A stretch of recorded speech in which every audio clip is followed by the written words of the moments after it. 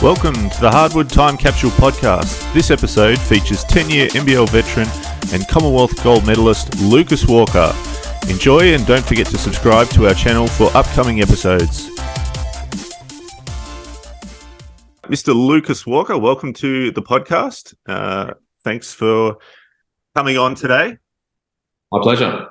Now I'll get to the first question, and that's actually from my son because we watched a whole heap of your highlights on the YouTube, which I'll also actually put in the show notes, so you can watch those because they're from all your different clubs that you played for, the 5 teams across 10 years. But the one question you did have was why the nickname Waxy? I know you've had it for a long time because knowing you back in 2010, you had it then. Yeah, that just came from high school. So probably, when was that? Maybe almost close to 25 years ago, man. I just had a mate who got Waxy out of Walker. I think he played football with a guy whose last name was Walker, and he was called Waxy. So that was good enough for him to call me Waxy as well. And he was the only one that called me it for a really long time, and then it just stuck. So I don't get called Lucas by anyone anymore, other than my family, my just wife. Yeah. Everyone else is Waxy. You know what? I actually had when I went to St. Mary's for college, I got there in August, and I'm on the team. Like, we're spending all day, every day together as teammates, team practice, individuals, all that sort of stuff. We get to December, like just before Christmas, I had a teammate say, "Waxy, what's your real name?" He didn't know. So it was kind of amazing that we could be friends for so long and he actually didn't know my real name. So that's how much everyone calls me. Yeah, that's when you know that it's stuck. Yeah. So before we get into, looking at stuff that you've done post-NBL career, I want to sort of just back over, just for the listeners, your professional career.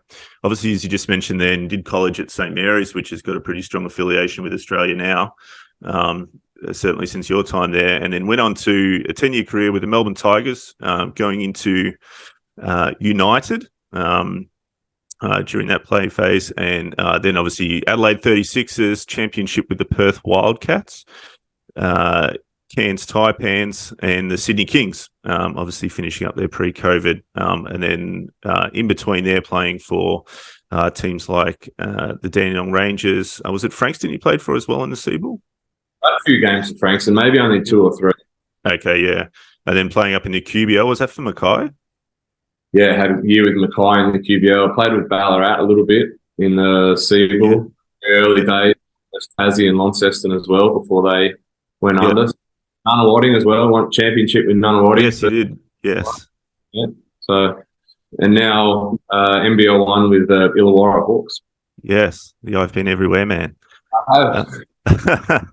And then obviously going on to a silver medal in the 3-on-3 FIBA Asia Cup, which you recently competed at the FIBA World Cup over there in Austria. And actually, can you just tell us a little bit about that? And because obviously you had a close loss to Team USA, and I guess a lot of people, I know you'll touch on it later in the podcast about Europe and their stronghold, but a lot of people, I guess, would assume Team USA would be super dominant and those sort of things. But we see, like with Serbia winning in the men's European teams. Do you think it's quite a different landscape for that compared to, say, the Olympics and the 5-on-5 stuff?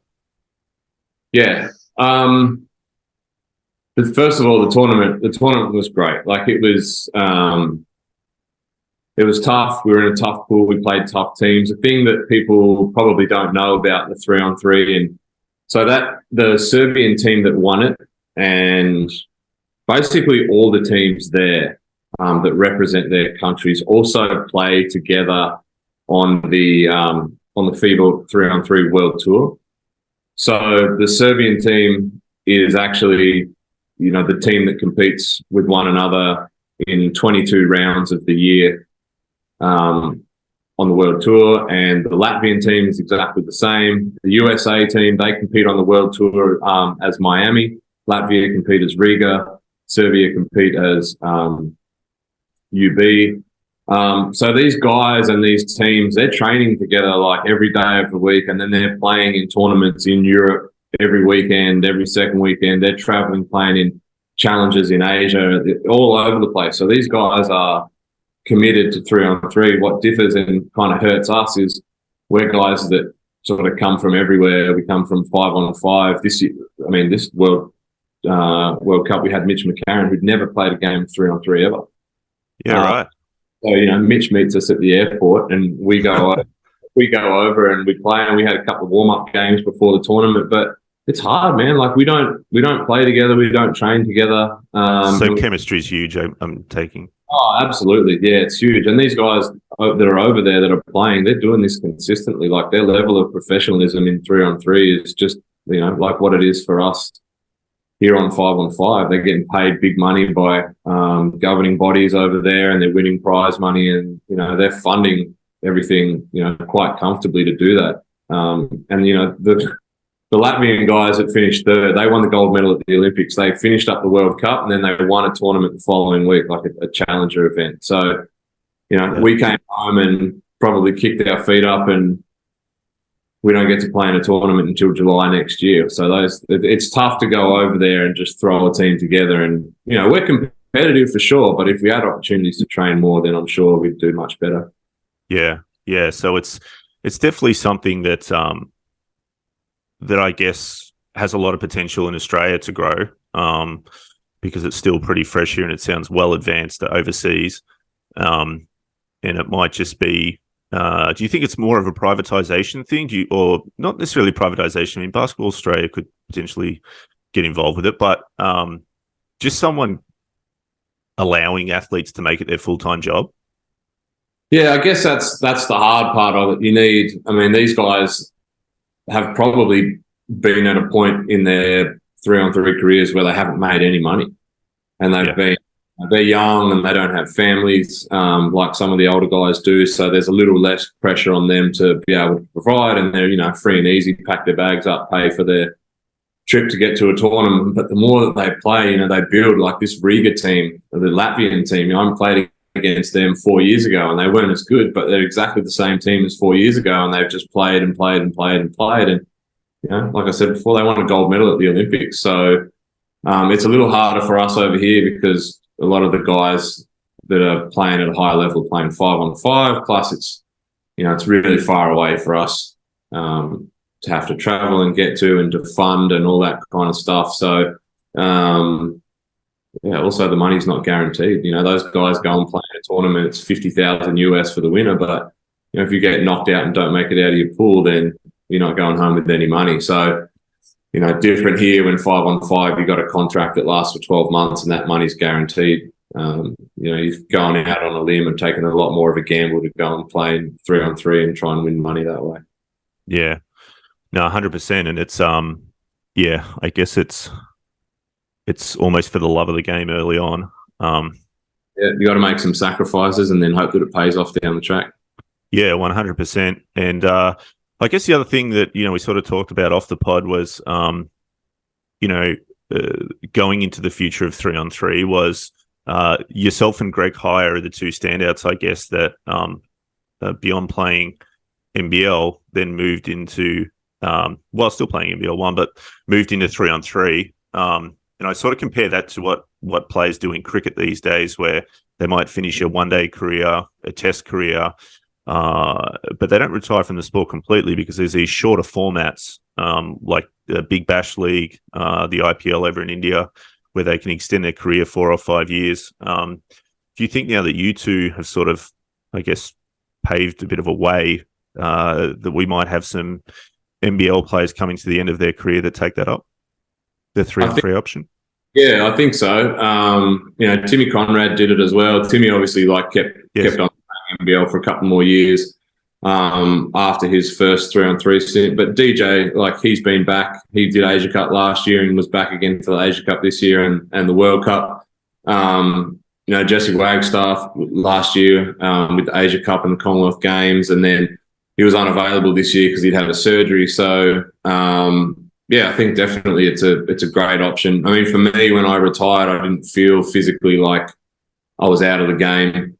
So I wanted to just, keep playing, and I took a full year off. Actually, I could say with confidence that I probably didn't even touch a basketball for about 12 months. Really? Yeah. And that was like, why do you think that was? I was kind of disappointed with how it all ended. I was really upset with how I had to go out with COVID and the season being cancelled on me. I wanted to keep playing. COVID's, when I say the season was cancelled on me, like no one could do anything about COVID. Yeah. And no one gets to, not everyone gets to have like a fairy tale ending where they, score 20 points and win the championship and all that sort of stuff. So I guess in my mind, I'd probably envisioned like going out a different way and not being forced out by a pandemic. But at the end of the day, like it was just basketball that I had to stop doing. And, the COVID overall was really brutal for a lot of people. So, it was, I just took some time off and reevaluated, then went to the States, spent some time over in the States. My wife's American. Just got the itch again, man. I got the serious itch to come back and keep playing and got into it. And I was like, man, I'm still good. I can still compete at a high level. I'm not going to be playing for the Boomers, or I'm not going to get a job back in the NBL now, but I can definitely give 3-on-3 a swing again because I've still got that. So yeah, it was a great way for me to just keep challenging myself playing at that international level. Yeah, fantastic. And I think we're all glad you came back, because you're definitely an exciting player to watch. You're someone that's, going to play hard and go for it. And talking about the Boomers, apologies, I did neglect your Commonwealth Games. Oh, that's okay, man. Yeah. Gold medal in there. So we'll definitely need to mention that, because that's, anytime you represent your country is it's something that people like myself, dreamed of as kids and not going to get there. But, it's still something that you tune in any chance you can get to watch. And yeah, so it's great that you came back. You obviously stayed in shape though. Are you big into the gym? Are you big into running? Are you big into other stuff outside of basketball? Well, I actually got myself that 1 year that I took off, I got myself into terrible shape, like the worst shape. Right. 20 years, and I wasn't, like fat or whatever, but I didn't go to the gym. I didn't pick up a weight for a year. I got really skinny. Yeah. Definitely unfit. But, like I spent my whole life getting in shape and staying in shape. What I need to do. It's just a matter of, finding the motivation to pull my finger out and get back into it. But that was something that I like to hang my hat on, was a guy that was in shape, always fit, always ready to go. And so I was like, I'll just get back. If I'm like that and the phone rings and then an opportunity pops up, then I'm going to be ready. Yeah, I think that speaks volumes to sort of, the ideal athlete, really, in a sense, regardless of your skill level and those sort of things. I think, you look at the AFL, someone like a Scott Pendlebury, who's just professional and just does everything that's required to keep themselves ready to go, in a sense, and then they can have that longevity. Same as yourself, that can continue to play till you decide you want to hang it up. Obviously, the NBL part was a bit, just purely bad timing and unfortunate. But going on now, you put yourself in a position where you can play as long as you want. And I think you even see it in the NBA a little bit now. Guys are playing a bit longer than they used to. Yeah. But it all comes down, I guess, to that professionalism side of things. I guess that's probably like ties into how this, how I even made this World Cup team. Is last year I went and tried it. Like last year I tried out for the Asia Cup team for 3-on-3, and I made that team.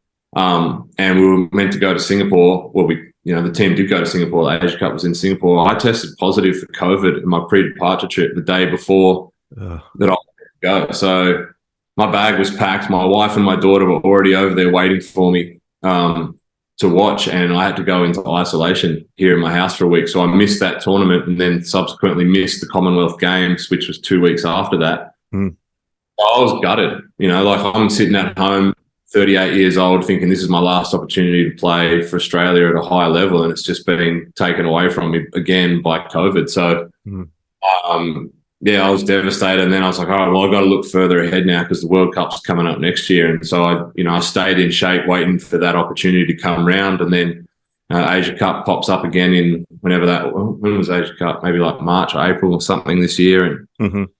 I was like, all right, well, when the next tournament comes around, like, I'm not going to miss out this year. Like, I'm going to stay ready. Went there, made that, went to the Asia Cup. Unfortunately, didn't win, but then, carried on to the World Cup too. And that was just something that I was like, I didn't know that I was going to the Asia Cup camp. I heard about that one was coming up in 2 weeks, and I called the coach and I was like, hey, man, there's a camp coming up for Asia Cup, right? Like, I'm cool. Like, if I'm not invited, like, that's fine, but just, give me some feedback and let me know and put it to bed. Like, it's all good. No stress. And he just said, oh, I thought you might have been done. Like, I, kind of assumed that, you were out and whatever. And I was like, nah, man, I'm in. Like, this is a World Cup. Like, I've been staying ready, waiting for this opportunity to come around again. Like, let's go. And he was like, come to camp, let's do it. So I went down there and did what I do, and got to where I need. Fantastic. I think that's a good lesson too for any upcoming players that are listening to this as well. Is you might have adversity or some bad luck or some, in your case, just a bunch of bad timing happening, because the reality is, everyone's going to have those things, and you see it now in juniors because it's just so competitive, and you see it even on social media, with VJBL games are being posted with highlights these days on on social media. And so, who makes the first team, and then who makes Vic Metro, and then who missed out on a scholarship to the Global Academy. And, whether you sort of get there or not, if you stay ready and are ready for opportunity, you got to be a bit resilient, and there's not sort of one way to skin a cat. But if you stay ready, you don't know you can't control what others are doing, but exactly what you've done there is sort of staying ready. And I won't not trying to make it seem like it's an easy thing to do. Like, yeah, I've stayed ready, but when the bad moments happen, or the bad timing happens, or I get cut, or whatever that initial moment happens, I'm pissed. Like, I'm furious, I'm mad, I'm grumpy at home. Like, I'm not all chipper, like, oh, well, like, I'll stay ready with a smile on my face. No, like, I take a couple of days to let that out and to really, like, I'm gutted. But I just, after a couple of days, it's not doing me any good to just lull about and sulk and moan about it and be pissed off. Like, that's not going to get me back to where I want to get to. So it's time to just, you got to dust that shit off quickly and get back to the task at hand. Yeah, and I mean, at the end of the day, if you weren't pissed off, you wouldn't be the competitor you are. You know what I mean? You just, on days you don't want to train, you don't train. On days that you don't want to play, you don't play. But that's what makes you a professional, I think. That's it. I mean, the difference between being a professional is we do it when we don't want to do it, and there's a difference between motivation and discipline. Like, I'm not extremely motivated to go to the gym and almost give myself a heart attack on the assault bike, but I'm disciplined because I know that I need to do it. So that's I suppose on the. Yeah, and I think it's interesting you mentioned that, because professionalism comes in a lot of different ways, and not only is it obviously keeping yourself in shape and always being ready and those sort of things, but I think a lot of people blow up things, when they see, whether it's on TV or Instagram or whatever, teammates getting in a scuffle at training or something like that, or teammates getting pissed off at each other. But I think that doesn't mean that they can't be successful and those sort of things. I think,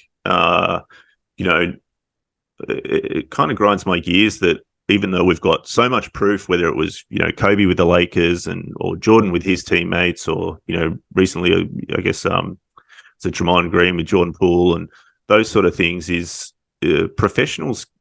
That's the difference with them, is they can not be friends off the court, but make it work as a team, because they're professionals and that's how they go about it. Well, yeah, you spend so much time with your teammates when you're a professional. You're there, you're doing weights together, you watch film together, you travel together, you share a room on the road in a hotel, you practice like you do, you go to promos together, like you're always around. Like you're like a family, like they're like your brothers. And you get on with some of them better than you get on with others, but you got a house, maybe there's a family that's got a house with 3 boys, like those boys love each other to death. But sometimes they're going to get under each other's skin and they're going to fight and scrap. Yeah, perfectly put. Yeah. And mum and dad sort it out, and the next day they love each other again. And it's like that in a team. Some days someone's having a bad day and they're not feeling it, and they snap, and there's a scuffle, and it's never anything personal, and it's always dropped right away, and it's good. Like, it's competitive. Like, it can't just be all roses all the time. Like, there's too much pressure. Like, it's a high intensity environment, and it's going to happen. Like, it's just how it is. Yeah, 100%. And I think that's probably something you've got to learn and experience. I don't know. I'd be interested in your take on that, because in juniors that rarely happens, right? And if it does happen, then coaching director might be brought in, and parents are down, and the players sort of, it's a big no to, talk back to your teammate or whatever. But it's something that, I guess, does it happen at the college level, I guess, is the question I'd sort of get to. Yeah, absolutely. Yeah, I can remember heaps of little scraps off the top of my head in college. I mean, there's constructive ways to go about it and to talk with your teammates, and that just comes with experience as well. Obviously you don't want to go at them like aggressive and cussing them out, because they're going to just come back at you exactly the same way. And that's how things escalate really quickly. So, you just got to learn over time and experience, maturity, learn how to try and deal with these, talk to teammates in a way that they understand what you're trying to say, but you're not trying to ruffle anyone's feathers and make it a personal attack. So, yeah, I think that just comes from competitiveness. And once you sort of get college pro, everyone's playing for court time and trying to produce and all that sort of stuff. So, like I said before, there's pressure there. You just have to approach it in the right way. Yeah, and I guess something, by all means, if you don't want to answer this one, you don't have to. But I guess sort of on that same pathway, a lot of Hoops fans that'll listen to this may recall sort of the infamous Seamus McPeak walking into the change rooms with Ayinde Ubaka and sort of firing him on the spot there. In terms of that, I guess without sort of getting you to, get into too much personal stuff, did you find that sort of brought the team either together because you had some drama, or sort of fractured it at that point? I do remember it. I was on the team. I was in the locker room. I remember it happening. I don't remember if it fractured the team. We were a pretty tight group. We got really well. There was a bunch of us, probably 5 or 6 of us, that used to spend a lot of time, like we'd spend all day at practice together, and then we'd go hang out with each other after practice, and we'd go and do stuff on the weekends together. So off the court, we were a super tight group. I suppose it probably did bond us, because one of our friends and teammates had just been given the axe, and so we were kind of bonding together to stay strong. But yeah, I remember that year was crazy. We had a lot of changes. We had a coaching change. We had a couple of personnel changes. We had it was just a different year. And for me, it was like probably best for, I guess, my personal development, just to have eyes, open my eyes to the possibilities of playing professionally. And, yeah, I think when you look at some of those things, like, because you obviously also went through the rebranding from the famous Melbourne Tigers to the Melbourne United.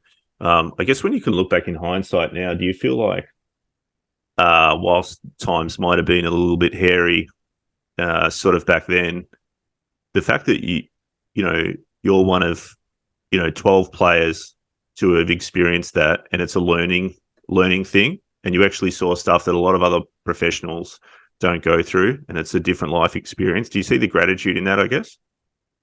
Oh yeah, for sure. And I think like what I've experienced is, only is relative to the NBL. Like pretty much every year that I played in the NBL, an import was cut. Like I don't every year that we had the same team the whole way through. My second year in Perth, we did. But yeah, it's crazy, man, and it is like, it's not horrendous. Like if you listen to guys tell stories about playing in countries like Russia or other parts of Europe, like, dude, I'm sitting there watching other people get cut. These guys are like either not getting paid, or they're not being allowed to go home, or they're having to train twice a day every day.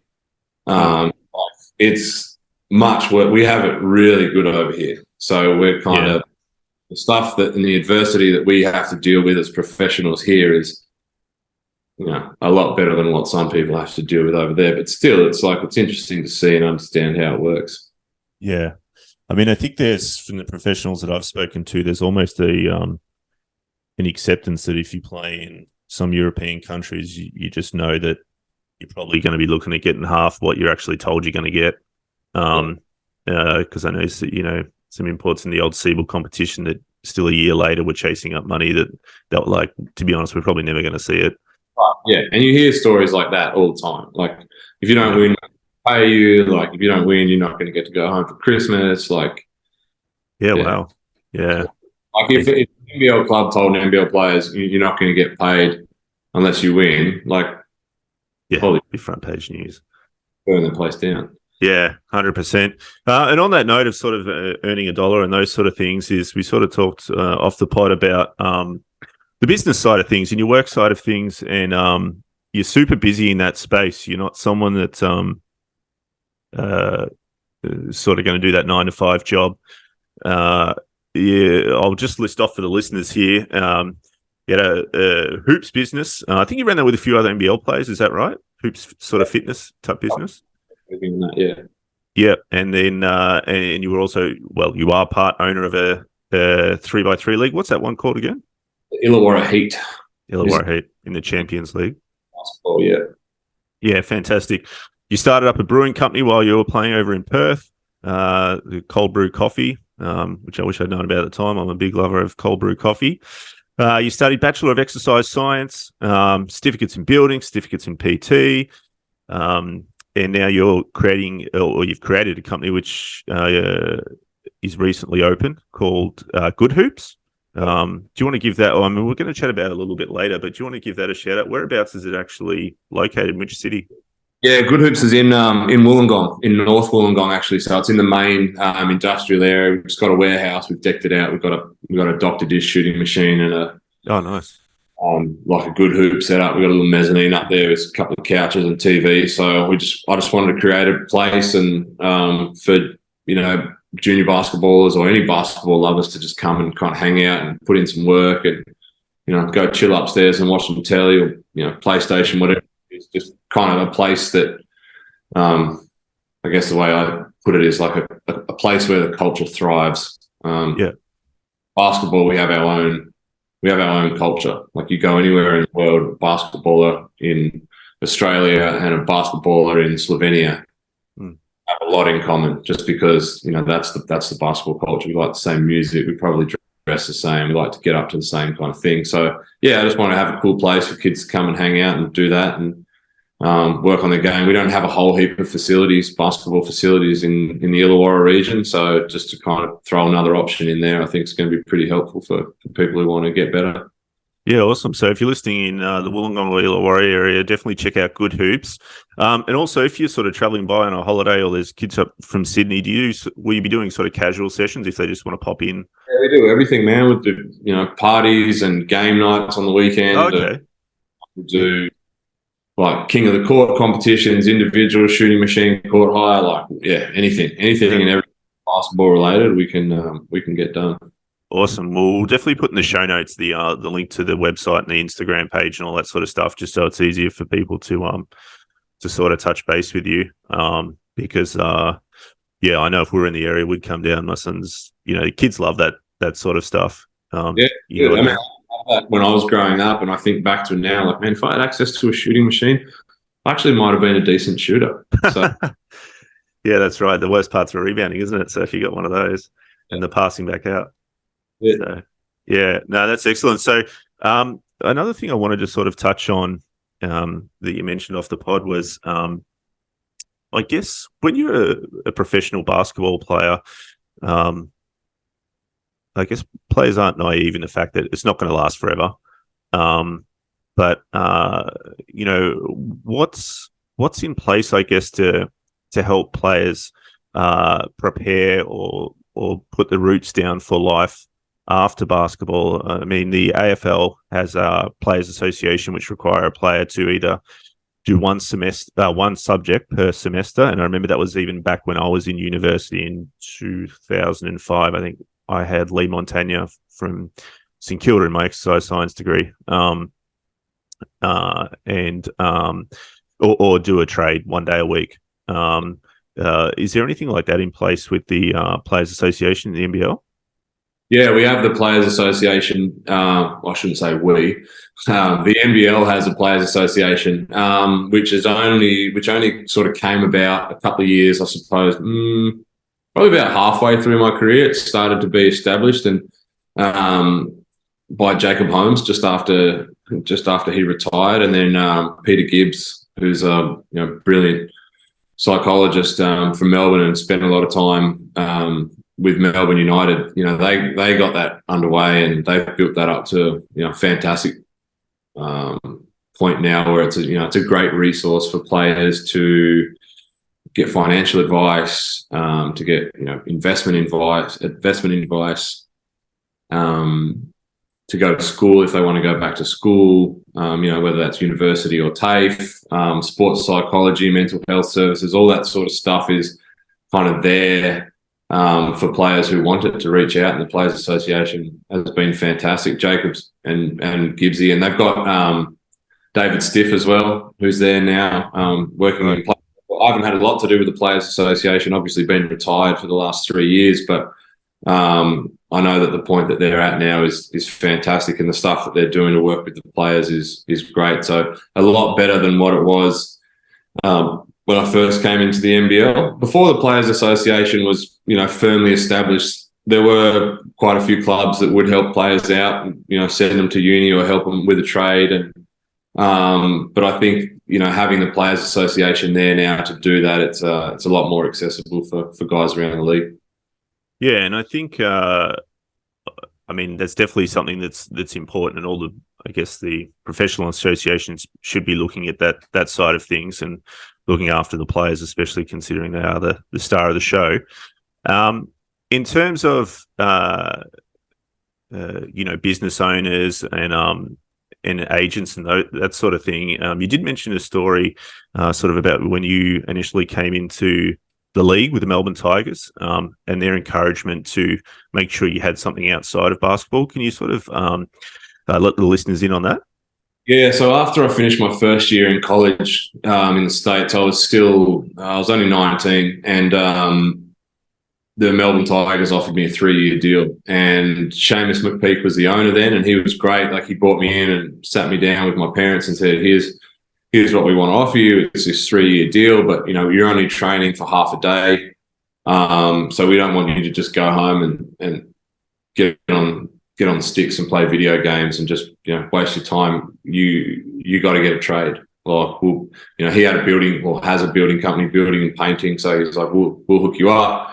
We'll get you started with an apprenticeship, and you can just kind of plug away at that while you're playing. But they were pretty mindful of making sure that guys had something to do to prepare them for life after basketball, because it doesn't, a 10-year career or a 5-year career is nothing that's guaranteed. Some guys might get injured, they might underperform, and it's not going to be there forever. So if you can kind of have the wheels turning sort of in the background while you're playing to set you up, that was something that was, I guess, interesting to me. I didn't end up taking that deal. I went back and finished college and got an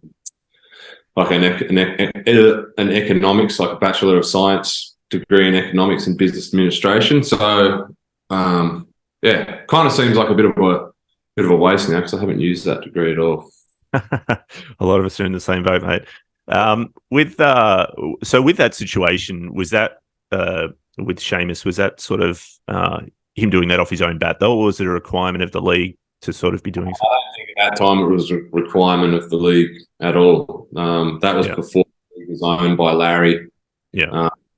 And so I think club owners were just kind of doing what they want, but it was fantastic of him to do that and have that in mind for young players.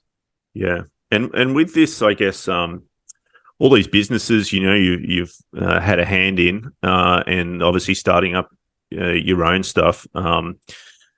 Have you sort of always been that way wired in terms of, wanting to take on the pressure of running your own show, as opposed to, I guess, leaving the league, using your contacts to find a 9-to-5 job that'll pay the mortgage, and then maybe do a few cashies where you talk about your career? Have you always been that way wired to do startups? I think so. I've just, I sometimes I get an idea and it kind of snowballs, and then I want to spend time sort of trying to grow that and get it to a point where, maybe it doesn't get to a point that I think it can get to. And so then I just, cut it loose and go and do something else, which is probably why I've had a crack at doing so many different things. Like I started an apprenticeship as a 17-year-old in Tassie, and then went to the AIS and put that on hold, and then came back, played NBL, started doing my some TAFE work for building and construction online while I was playing with the Taipans, and thought, maybe this is something that I want to transition into and get back to when I finish playing. But, after spending time doing it, I was like, I don't want to do this anymore. Like, this is not for me. I still enjoy it, but it's not what I want to make a career out of. So I guess just trying to, the coffee business was an interesting one as well. That was awesome, but not something that could transfer from Perth to Cairns. But yeah, I just like doing my own thing, man. I like you said, I enjoy the pressure of having everything on me. And so when you open up these things, sorry to cut you off, but something like the cold brewing coffee business, so is that all self-taught, and you just we did I took a barista course when I was playing with the Wildcats in Perth, and man, have you spent much time in Perth? It gets hot there, man. It's crazy. One day I left for practice at probably 7 a.m. It was already in the 30s, and I went, my routine was to kind of call into the cafe, get a coffee before practice. Yeah. And I remember drinking this latte and it being so hot outside already, and just thought, this sucks. Why am I drinking a hot coffee when it's so hot outside? I'm going to maybe try and make my own cold brew that I learned about when I took this barista course a couple of weeks ago. And then, of course, me, I'm like, I'll make it. I could probably make more than this. I reckon other people would like this. I'm going to start this production of cold brew in my friend's garage and bottle it and get all these labels done up. And now I've got a website. Now I'm on Uber Eats, and that's just kind of how stuff goes with me. I have this idea, and then it just it takes off. It's fun. That's awesome.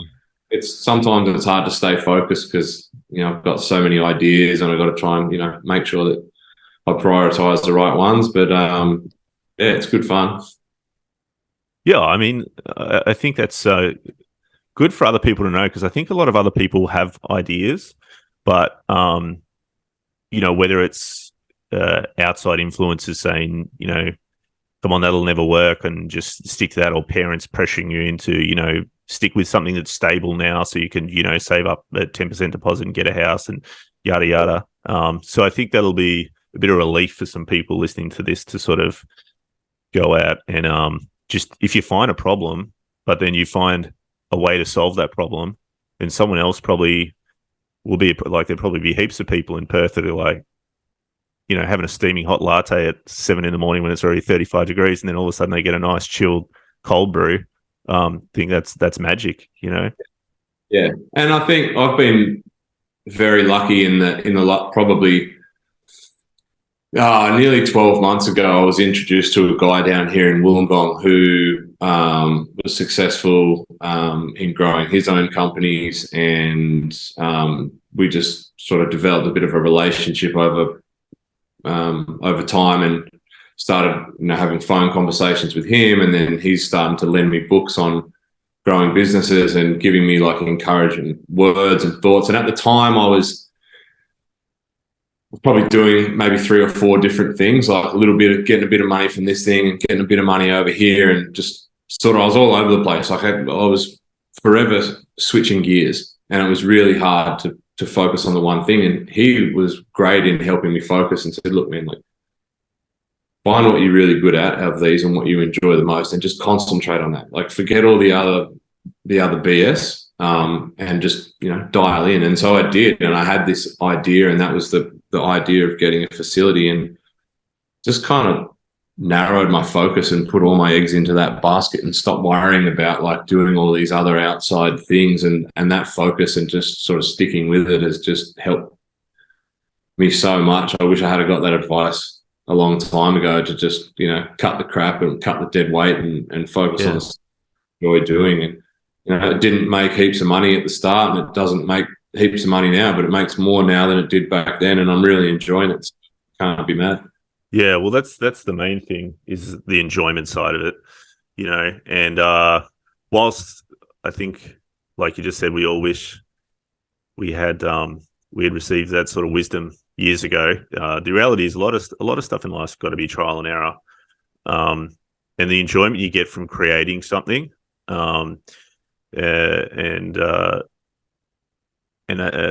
mentioned. Earlier, I might get you to tell the story of the philosopher that you listened to, is talking more about, happiness and finding what, I guess, for lack of a better term, people talk. I don't really like talking about it because it's cringy, but they talk about filling your cup, and what's going to make you happy and that sort of thing. Do you want to sort of speak to that a bit?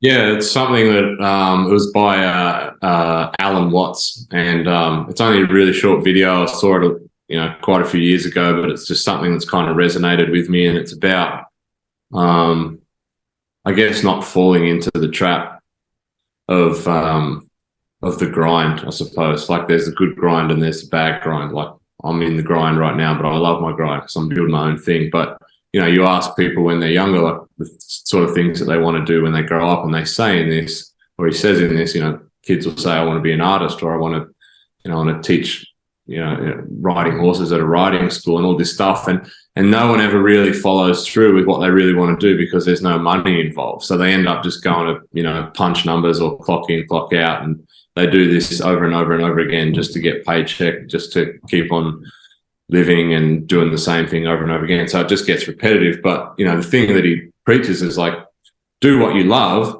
and accept that you're not going to get any money for it. But over time, the more you do it, you're going to become a master at doing this thing. And by becoming a master, now you're able to, charge a fee, and you're able to meet other people in the same industry. And he says, there's always someone else out there that enjoys what you enjoy.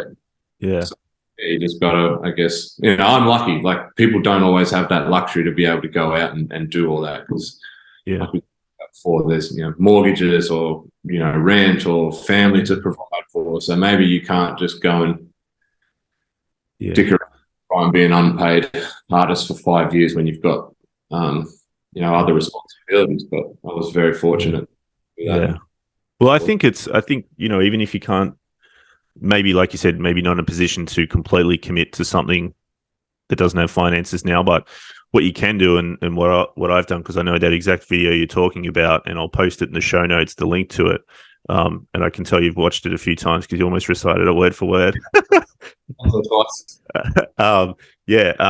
Is you can at least show it to the younger generation, right? So those people that are coming up that do have opportunity, that aren't necessarily tied down, and what they can follow through on it. And and I think there's a little bit more going on in that space now in terms of trying to encourage people to do that, and create side hustles and look into different things. And like Gary V, that I mentioned earlier, like he talks about what's the saddest situation. He's going into a retirement home, and there's 95-year-olds there living with regret, and there's nothing they can do about it because time's gone. You can never get that back, and they just wish they tried this or that, or gone on this adventure or gone on that adventure, and that sort of thing. So I guess another question I have on that, because I think that's a fantastic attitude to have, is I guess there'd be people listening to this that might not have the family support to do that. What's your family been like with your adventures? Do they just kind of let you do your own thing, or do they Yeah, try and guide you? my folks are still married, and they were super encouraging when I was growing up. And obviously didn't start any businesses when I was 15 or 16 or anything like that. Anything that I wanted to pursue, they were supportive of, and obviously like basketball being the number one thing, them driving to and from practice and games and all that sort of stuff. And couldn't do it without them. So, like anytime I do a camp or a clinic or something at the end, I always tell the kids, like, thank you, mum and dad. They dropped you here, they paid for your registration. Like, they probably took time off work or had to organise something else to get you here. Thank you, mum and dad. My wife as well, anytime that I've got a good idea and, maybe it's a little bit outlandish or whatever, she'll help me narrow my focus and bring me back in, but always encouraging, like, go for it, do it, like, head first, take the leap. Like, you can't, you're not going to do a good job of anything if you're half-assing it. Yeah, 100%. And I think it's you're around the right people when you have those same sort of value systems. And sometimes people need to surround yourself with, I guess, not negative, removing all negative energy. I guess you don't want those energy vampires around you that are going to shut down any idea that you've got, because I think a lot of people have those around them. People that have got a problem for every solution. Yeah. And they're like, oh, why are you doing that? Why don't you do that? And I always have that advice for you. So I think just the fact that people can listen to this and go, well, Lucas has done things his way and done so much to the point where, you're still in your 30s, as we said, but you're still there. And by doing all the stuff that you've done, you've gained a whole lot of wisdom, and then by putting your hat up or your hand up, for different things, you end up networking a lot more, I think, and I think that's what you found. And is that probably how you got in touch with that guy in Wollongong, the business guy? Yeah, so that was a chance. That was just a chance meeting. I got lucky. I was doing some private coaching. I probably had maybe like 3 clients, like 3 kids that I was coaching. So by no means was this like a full-time gig or even a side hustle. It was just something that I was kind of doing. And, they're a Wollongong family that had been living in Queensland, and they came back, and, he was looking for some training for his boys, and someone had put my name forward, and, he gave me a call, and I said, yeah, I'd be more than happy to help out and, put the guys through workouts on a weekly basis. And that was it. We just, we get talking before or after a workout, and just, I'd kind of express some thoughts to him, and he'd have some stuff back, and it was just kind of just blossomed a bit from there. And he's been fantastic. Like, I took him, we went out for, I was about to say I took him out for breakfast and coffee the other day, which I did. I invited him, but such a gentleman, he paid for everything. He took me out for breakfast, but I was just to say thank you for him for sharing his knowledge and helping me focus and sort of get me to where I am today. So very thankful for that.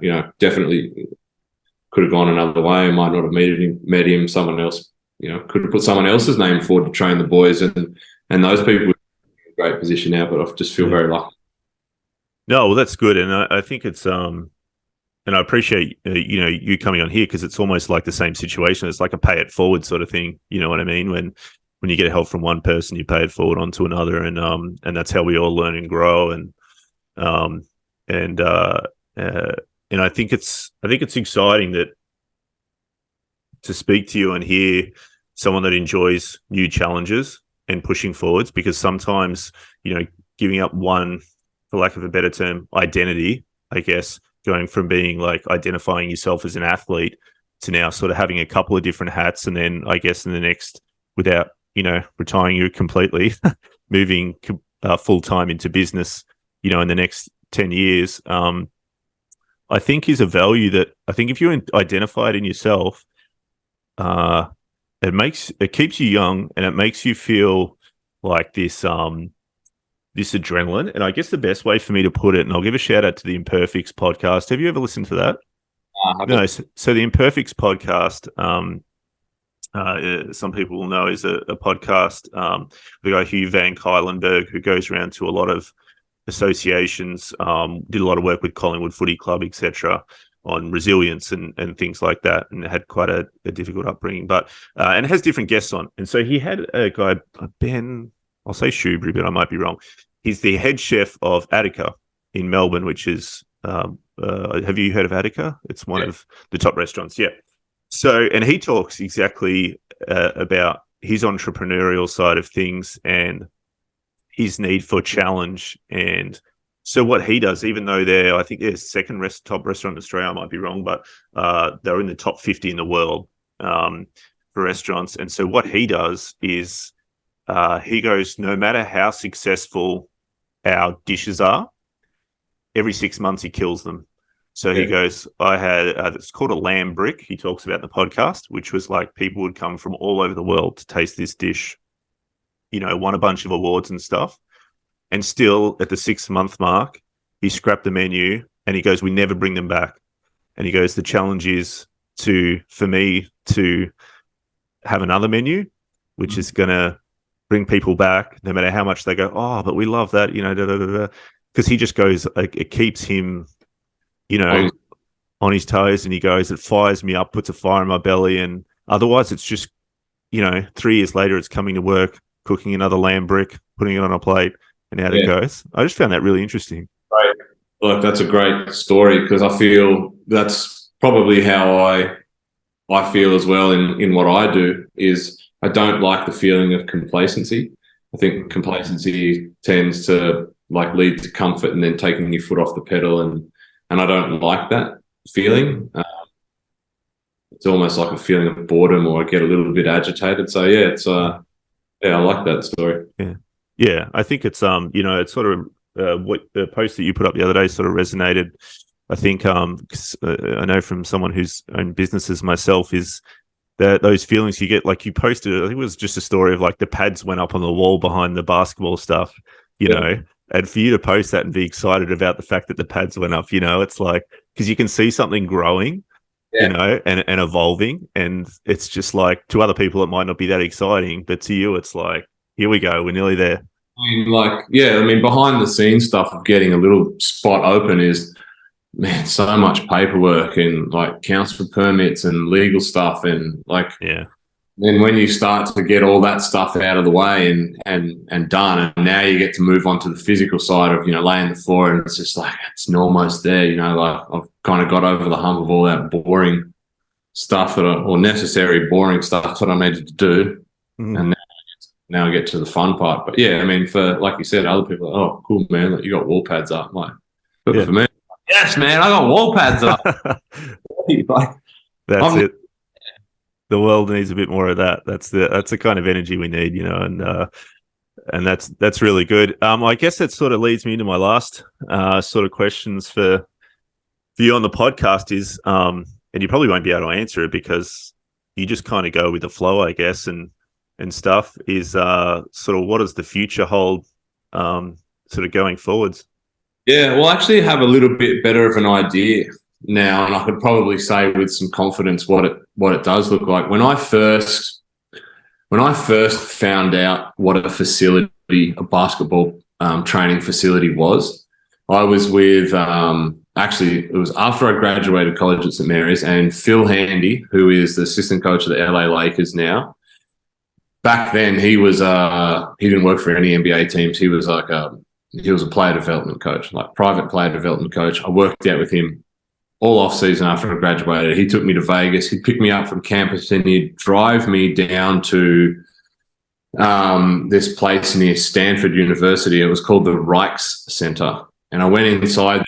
This was one basketball court, private facility, had a recovery room, big weight room on the side. And I remember thinking, holy shit, this place is awesome. I didn't even know places like this existed. How good's this? And so he brought me back there all the time, and that's where I worked out. And I just thought, man, this is amazing. We don't have anything. And this was 15 years ago, 2009.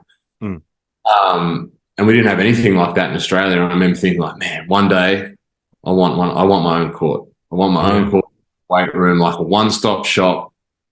And here I am now, 15 years later, and was finally able to pull the trigger. And by no means is my place the same size as this one that I first trained in, but baby steps. I got to do this one, get to the next one, and so on.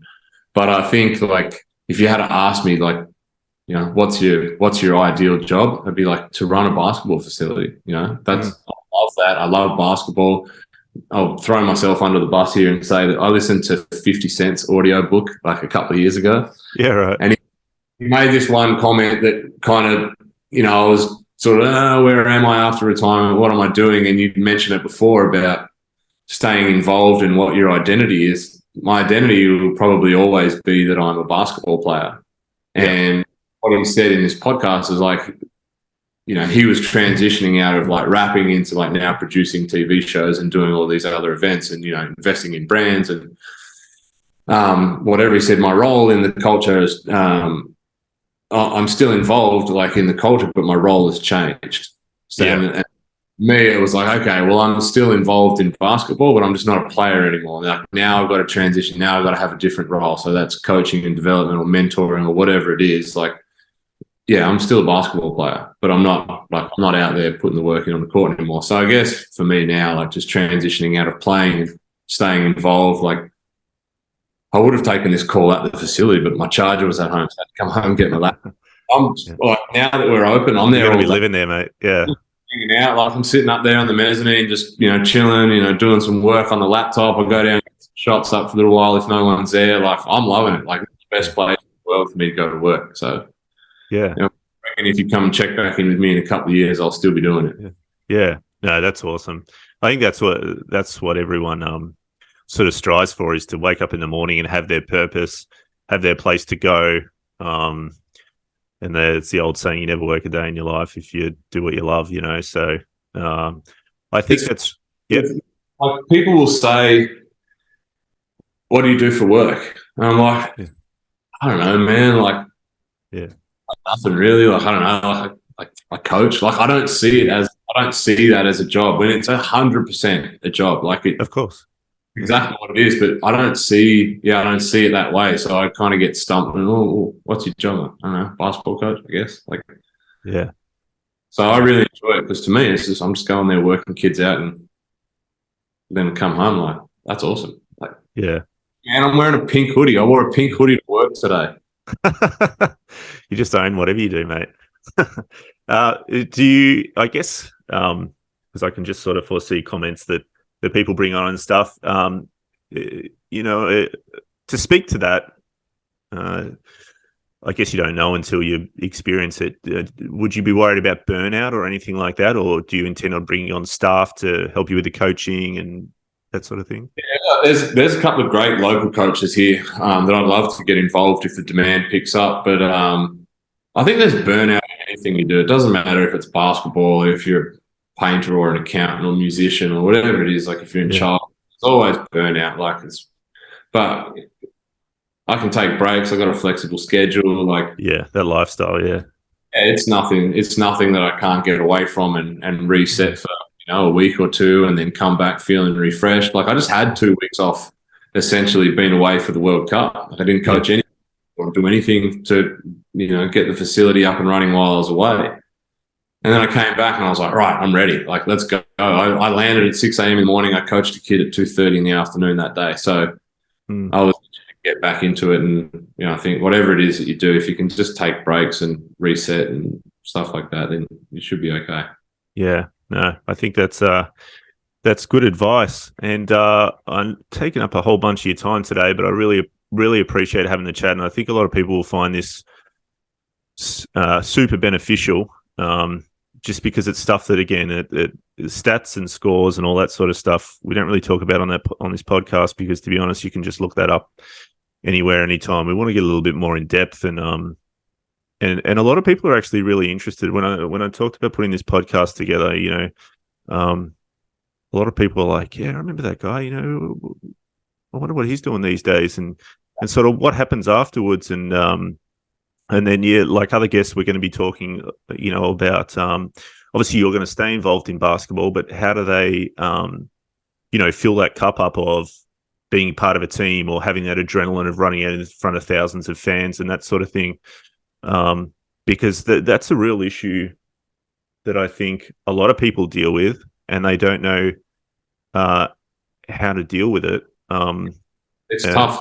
It's really tough. And like, speaking from a perspective of a professional athlete, like there's nothing in the world that I think that I'll ever do again that will get me as high and as low as what professional basketball did. Like, my kids will make me so proud and probably do some amazing things throughout their life that I'll be ecstatic about. And I'll be all the way up here, but they'll never do anything that gets me all the way down to the bottom. Like, the spectrum of everything else outside of professional sports is a lot shorter. With basketball, like, if we won a game, like, ecstatic, like, elation, phenomenal. Like, we lose a game, or you play bad, or you get injured, or you're on a losing streak or something like that, man, you are scraping the bottom of the barrel. And I've never had anything else get me that low than sports. So it's tough to try and it's great that I never have those low feelings anymore because I'm not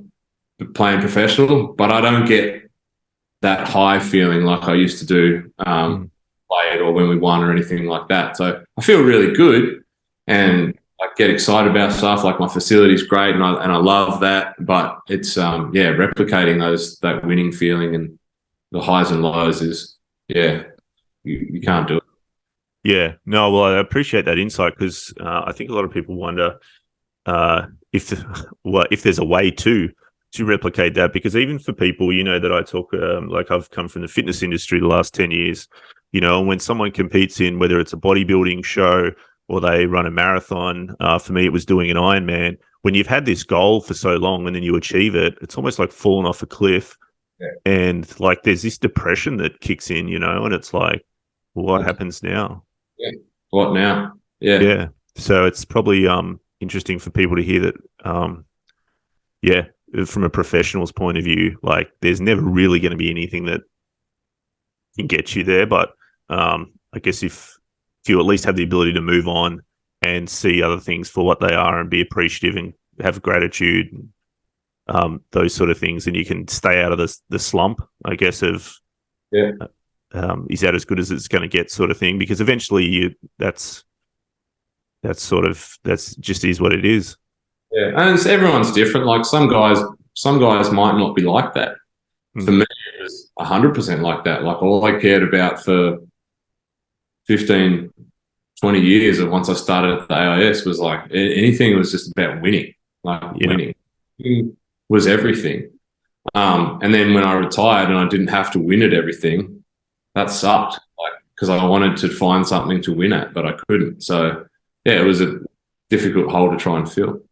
Yeah, and I think for those listening, it can be, without trying to sort of give too much advice, is you've always got to have a purpose. Like, I think, listening to other professional athletes on various podcasts and things, like, you've still got to be able to wake up at 7 a.m. or 8 a.m. or 6 a.m. or in your case, probably 5 a.m. and have somewhere to go.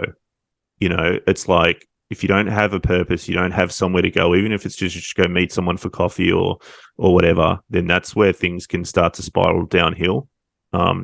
Because, and we'll talk to the other guests on this as well, is structure's so much a part of being a professional athlete. Training at this time, weights at this time, you got a game at this time, the bus is leaving at this time, yada, yada. And then all of a sudden there's no structure. How do you, it's almost like, it's probably too extreme of an example, but, someone walking out after, 10 years in prison and all of a sudden they're out in this open world and they're like, where do I go? 100% right. And I probably should have said that, but that's exactly what was the problem with me. Like, I do really well with structure. And so I had everything kind of laid out for me for so long. And now I'm on my own schedule and free to do what I want. It was a really, really strange feeling for me to know that I didn't have to be anywhere at a certain time, or, if I turned up late, there weren't going to be any, serious consequences like there were when I was playing. So it's different to adjust to that. You live the same way for such a long time, and then it, like, bang, like, literally, like, stop, wake up the next day and it's done. Like, it's no slow. out. It's like full structure one day. Yeah. The last day of your career is like turn up, play this game, next day. Yeah. It's too abrupt. Yeah. Yeah. It's yeah, I think there's a lot of I shouldn't say money, but there's a lot of something in it for someone that can come up with a program or some sort of way of almost reversing out of your career that's not so abrupt. Because it's it seems to be a big issue that a lot of people don't see, because they just focus on, well, who's the next person that's coming to the team? Like, the fans are just looking at who have we just drafted, who have we just got, and they're sadly pretty quickly forgotten those that were there. But I guess that's just the nature of sport, you know. Yeah. But we'll wrap it up there. Waxy, thanks for coming on again, and we'll definitely hold you to that interview in a couple of years and sort of see where you're at. It'll probably be the first time you've been in the one city for 5 years or longer. This is the longest that I've ever lived in the one place in over 20 years. Yeah. So it's nice to not have to pack my bags and go somewhere. My garage has got so much shit in it now from just accumulating. So, yeah. What is it about Wollongong that you're staying there then? Oh, we just, we live close to the water, and the weather's nice, and, the people are friendly. It's slower pace. It's quieter. We've got space for the kids. Like, they're in school. They've got daycare, and one's about to start kindergarten, and then, they got a little friends now. So, yeah, get involved in the community now more through basketball, and it's just a good place to be, man. Yeah, no, with the cold weather down here in Melbourne, I think I might. I'd like to move up to the south coast of New South Wales. It looks like a nice place. We've even looked at Merimbula to move up there, but maybe we'll see. Beautiful here, man. It's I think this is probably the furthest south I think I'll ever go. I don't want to. The folks still down in Tassie? My folks moved back to Tassie after the pandemic, or midway through the pandemic in Victoria. My sister's down there as well. Yeah. We got 19 degrees today, man. Clear blue skies and 19 in the middle of June. So, nice. More people need to move to Wollongong, and then they can go to good hoops. Boy, stay away. Just come and visit on. Yeah, that's true. You don't want the traffic that we have down here. Thanks again for coming on, man, and really appreciate your generosity with everything. And we'll put your links to your facility in the show notes, and we'll keep in touch. Beautiful, mate. Thanks for your time. All right. Thanks a lot, mate. Cheers. Thanks again, listeners, for joining us on this episode of the Hardwood Time Capsule Podcast. Remember to check us out and follow us on Instagram, YouTube, and iTunes. Till next time, take care.